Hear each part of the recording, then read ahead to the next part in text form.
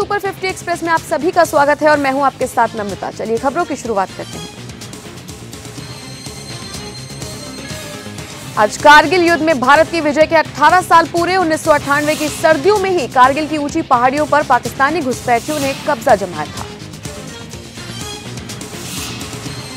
संसद के मानसून सत्र के दूसरे हफ्ते में आज राज्यसभा में उठा 2000 के नोट का मुद्दा। विपक्षी सांसदों ने सरकार से मांगा जवाब।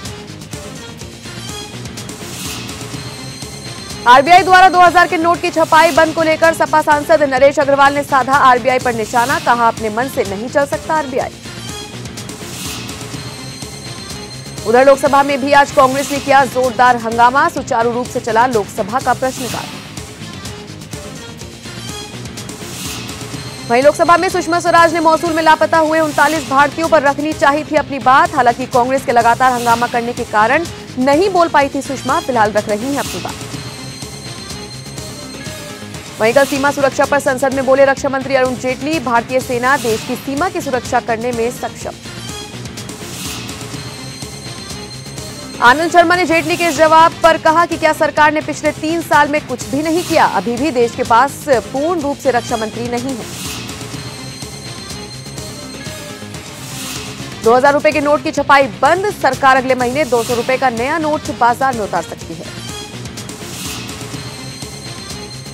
यूपी के 1,72,000 शिक्षा मित्रों को सुप्रीम कोर्ट का झटका। सहायक शिक्षकों के तौर पर समायोजन पर अहम व्यवस्था देते हुए सुप्रीम कोर्ट ने शिक्षा मित्रों को राहत देने से किया इनकार। इसी के साथ कोर्ट ने कहा कि 1,38,000 शिक्षा मित्र बने रहेंगे। इसी के साथ ही जो 72,000 सहायक शिक्षक बीए और टीईटी करके शिक्षक बने हैं वो अपने पद पर कायम रहेंगे। सिक्किम सीमा पर भारत और चीन के बीच चल रहे तनाव के बीच भारतीय सेना का बड़ा बयान। चीन को भविष्य के लिए बड़ा खतरा बताया।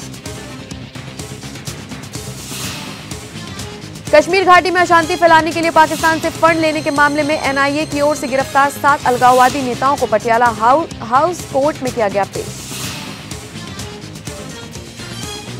अदालत ने सभी को 18 दिन की पुलिस रिमांड पर भेजा। इस मामले को लेकर घाटी में माहौल गर्म। जांच एजेंसी एनआईए ने मुस्लिम स्कॉलर डॉक्टर जाकिर नाइक को लेकर किया बड़ा खुलासा। जाकिर नाइक और अंडरवर्ल्ड माफिया छोटा राजन बिजनेस पार्टनर बताए गए। एनआईए के मुताबिक जाकिर नाइक और अंडरवर्ल्ड माफिया छोटा राजन साथ मिलकर बिजनेस करते हैं। छोटा राजन के दुबई में चलने वाले बिजनेस में भी नाइक का पैसा लगा हुआ है। राज्यसभा से इस्तीफा देने के बाद मायावती केशव प्रसाद मौर्य द्वारा छोड़ी जाने वाली फूलपुर लोकसभा सीट से लड़ सकती हैं चुनाव। पार्टी में नई जान फूंकने के लिए मायावती ने 18 सितंबर 2017 से 18 जून 2018 तक यूपी दौरे का कार्यक्रम बनाया है। उभरती अर्थव्यवस्थाओं के बेहतर प्रदर्शन के दम पर तेजी से पटरी पर लौट रही वैश्विक अर्थव्यवस्था के बीच अंतर्राष्ट्रीय मुद्रा कोष यानी कि आईएमएफ ने भारत की विकास दर में 2017-18 तक तेजी आने की उम्मीद जताई। दुनिया में बिना ड्राइवर वाली कार का तेजी से परीक्षण हो रहा है, लेकिन भारत में ड्राइवरलेस कार पर नो एंट्री। दरअसल सरकार का मानना है कि इससे देश में बेरोजगारी बढ़ेगी। इसीलिए उन्होंने इस टेक्नोलॉजी को भारत में इजाजत देने से साफ इनकार कर दिया। पूर्वी चीन सागर में विवाद के बीच अमेरिका के पेंटागन का बयान। पूर्वी चीन सागर में 2 चीनी J-10 लड़ाकू विमानों ने असुरक्षित तरीके से अमेरिकी नौसेना के एक निगरानी विमान को किया बाधित। दक्षिणी और पूर्वी सागर क्षेत्र पर चीन और अमेरिका में बढ़ती तनातनी के बीच पेइचिंग ने वॉशिंगटन से कहा कि वो गैर दोस्ताना खतरनाक सैन्य गतिविधियों को रोक दे। भारत में पाकिस्तान के उच्चायुक्त अब्दुल बासित समय से पहले होंगे सेवानिवृत्त। प्रधानमंत्री नवाज शरीफ ने उनके इस आग्रह को किया स्वीकार। उत्तर प्रदेश के मुख्यमंत्री योगी आदित्यनाथ आज अयोध्या के दौरे पर। सीएम योगी वहां परमहंस रामचंद्र दास की श्रद्धांजलि सभा में हिस्सा लेने पहुंचे। यूपी सरकार ने लिया एक बड़ा फैसला। योगी कैबिनेट ने अखिलेश राज में यूपीएससी के तहत हुई भर्तियों की सीबीआई जांच की मांग के प्रस्ताव पर लगाई मोहर। बिहार के मुख्यमंत्री नीतीश कुमार ने आज अपने पार्टी के विधायक दल की बैठक बुलाने का किया ऐलान। गौर हो कि पहले ये बैठक 28 जुलाई को होने वाली थी।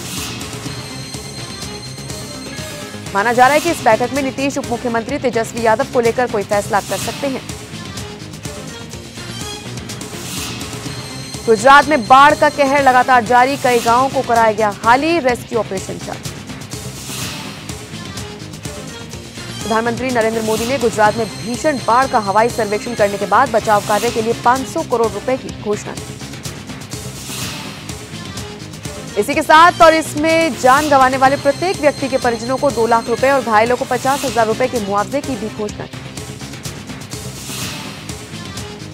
मुंबई के घाटकोपर इलाके में कल एक 4 मंजिला बिल्डिंग गिरने से 17 लोगों की मौत, 30 से 35 लोगों के मलबे में फंसे होने की आशंका। मौके पर राहत और बचाव का काम जारी। बताया जा रहा था बिल्डिंग काफी जर्जर हालत में थी और लगातार बारिश होने के चलते सुबह भरभराकर गिर पड़ी। अगले साल यानी 2018 में होने वाले पंचायत चुनावों को ध्यान में रखते हुए पश्चिम बंगाल बीजेपी ने अपने सांगठनिक ढांचे में किया बड़ा फेरबदल। बीजेपी ने रूपा गांगुली की जगह लॉकेट चैटर्जी को पार्टी की महिला इकाई का अध्यक्ष बनाया। गौर हो बीजेपी की राज्यसभा सदस्य रूपा गांगुली को पिछले साल ही पार्टी की महिला मोर्चा का अध्यक्ष बनाया गया था। कॉमेडियन भारती सिंह जल्द ही एक और शो का हिस्सा बनने जा रही हैं। भारती सिंह ने एनटीवी के जल्द ही शुरू होने जा रहे शो कॉमेडी दंगल का ट्रेलर किया शेयर। भारती सिंह के साथ इस तस्वीर में अनु मलिक भी हैं मौजूद। भारती ने इस तस्वीर को शेयर करते हुए लिखा, नई शुरुआत, mood swing, I love my job, कुछ नया होने जा रहा है।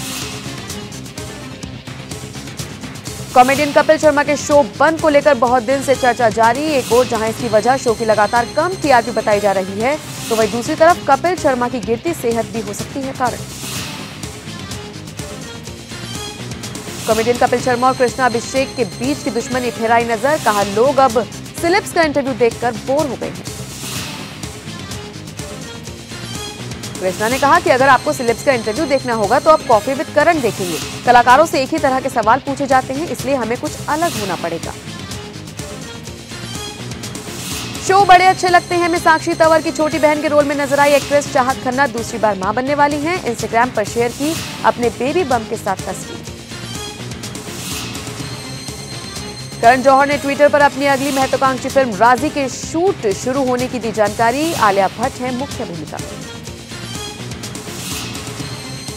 मैडम तुसाद म्यूजियम में जल्द ही लगाया जाएगा मधुबाला का मोम का पुतला। ये पहला अवसर है जब हिंदुस्तान के क्लासिकल दौर की किसी हस्ती को इस गैलरी में प्रदर्शित किया जा रहा है। बॉलीवुड के खिलाड़ी अक्षय कुमार को बॉम्बे म्यूनिसिपल कॉर्पोरेशन का बनाया गया ब्रांड एम्बेसडर। अक्षय नगर निगम की तरफ से मुंबई वालों को करेंगे जागरूक। फिल्म निर्माता मधुर भंडारकर ने सीबीएफसी की समीक्षा समिति से फिल्म को मंजूरी दिए जाने के बाद जाहिर की खुशी। सेंसर बोर्ड ने कुछ कट के बाद फिल्म को दिया यूएस सर्टिफिकेट। मशहूर टीवी एक्ट्रेस दिव्यांका त्रिपाठी के चाहने वालों की लिस्ट हुई और लंबी। उनके इंस्टाग्राम पर फॉलोअर्स की संख्या पहुंची 50 लाख के पार। गौर हो प्रियंका के लगातार बढ़ रही फैन फॉलोइंग ने मौनी रॉय और जेनिफर विंगेट को भी पीछे छोड़ दिया। इंडिया श्रीलंका के बीच टेस्ट मैच सुबह 10 बजे हुआ शुरू। भारत ने पहले टॉस जीतकर बल्लेबाजी करने का किया फैसला। गौरव की इंडिया श्रीलंका के बीच खेले जा रहे इस मैच में हार्दिक पांड्या कर रहे हैं डेब्यू। पूर्व कप्तान हसन तिलक रत्ने को श्रीलंका का अस्थायी बल्लेबाजी कोच किया गया नियुक्त। वो कम से कम भारत के खिलाफ होने वाली 3 टेस्ट मैचों की सीरीज तक टीम के साथ बने रहेंगे। इंटरनेशनल बॉक्सिंग एसोसिएशन ने की घोषणा, भारत करेगा देश में होने वाले वर्ल्ड मेंस चैंपियनशिप 2021 को होस्ट। ऐसा भारतीय बॉक्सिंग के इतिहास में पहली बार होगा। इसी के साथ मुझे दीजिए इजाजत, नमस्कार।